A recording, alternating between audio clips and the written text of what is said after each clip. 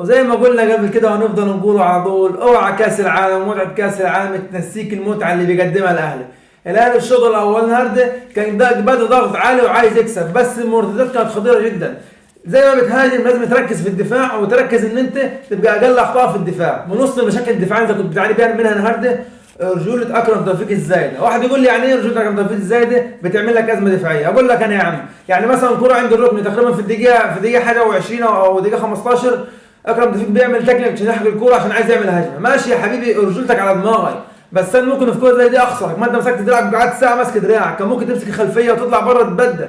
رجولتك دي ممكن تخسرنا اكرم توفيق الماتشات الجايه. الاهلي هجوميا ما كانش كويس، زي ما قلنا الاهلي صنع حوالي 8 فرص ما عرفش يستغل منهم ولا فرصه. هو اللي زاد الطينه بله ان الاهلي كان اي مرتده عليه بتبقى خطر. يعني انت روح علينا بهجمه الشوط الاول بخروج خط من الشناوي وكره اتلعبت في ظهر اكرم توفيق دخل فيك هدف بكل سهوله. دي كان بالنسبه للشوط الاول. انما الشوط الثاني الاهلي دخل اول 5 دقائق كان مضغوط، وكان في كورتين علينا كان ممكن يجوا اهداف، بس بعد كده الاهلي اتطور وهدي فنيا وهدي في الملعب نفسيا، وبدات اللعيبه تصنع فرص وجبنا هدفين. طيب دي بالنسبه للاهلي فنيا. طب الاهلي رقميا كان عامل ازاي؟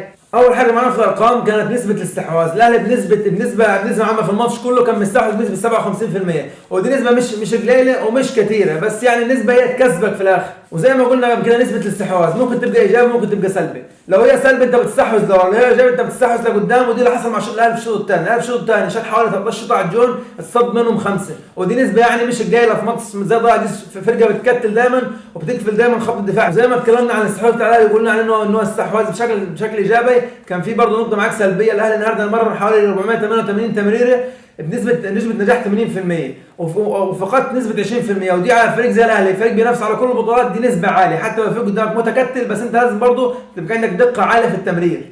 ومن الحاجات اللي قلقت النهارده وما كانتش موجوده طبعا مع الاهلي على مدار تاريخه انه الاهلي يبقى نسبه الافتكاك بتاعت الكره بتاعته من المدافعين بتوعه او الديفندرات كانت نسبه قليله خالص، نسبه 46%، يعني اقل من الخصم. ودي حاجه مش متعودين عليها من الاهلي ولا اي فريق بينافس على اي بطوله. انت راجل بتنافس على كل البطولات لازم يبقى مدافعينك اقوى اصلا من مهاجمينك واقوى من مدافعين الخصم. الكلام دي معناه ايه؟ معناه انه 54% من الفرص اللي جت عليك كان ممكن جاب منها اهداف، ومعنى كده الدفاع بتاعك ما افتكهاش. كان المفروض الدفاع يا يوقفها من بدري ويقفل مفاتيح اللعب، يا اما يقف ورا ويقف على خط دفاع مستقيم ويقطع الكره من ورا ويفتك الكوره. قله افتكاكك للكوره دي عامل ايه معاك؟ يعني ايه النتيجه بتاعته؟ النادي دخل فيك هدفين، اي نعم منهم واحد بايده اتلغى، بس في الاخر دخل فيك هدفين.